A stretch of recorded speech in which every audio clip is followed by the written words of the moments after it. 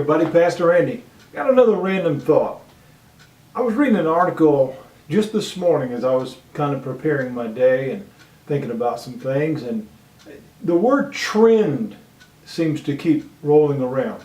Now, I realize I'm dating myself, but back in the 70s and of course 80s and maybe even back in the late 60s, you'd hear that word. Usually then it was called fad, but it was a passing thing, you know, the kind of clothes you wore, bell bottoms and whatever, and long hair or whatever. I mean, you know, 80s were leg warmers and different things. So we see these trends, if you will.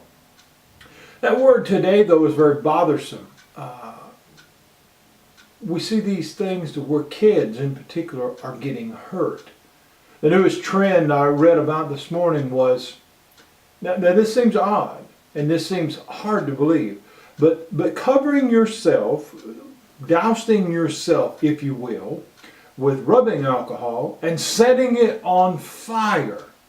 This is the new trend among young people.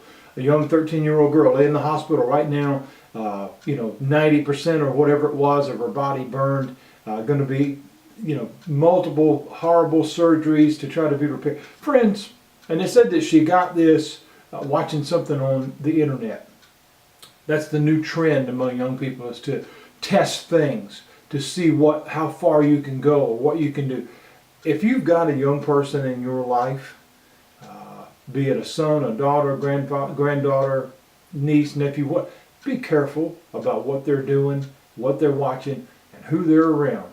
No, that's not being overprotective. I know my little girls, we watch what they do, and we're mindful of what they do. And if it's overprotective, if it's overshadowing, then I'm guilty. Be mindful of what they're watching, be mindful of what they're listening to, and be mindful of who they are around. Because the influence that we should be having in our life is Christ.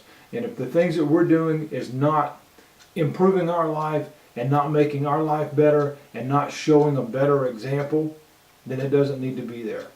And that is my random thought.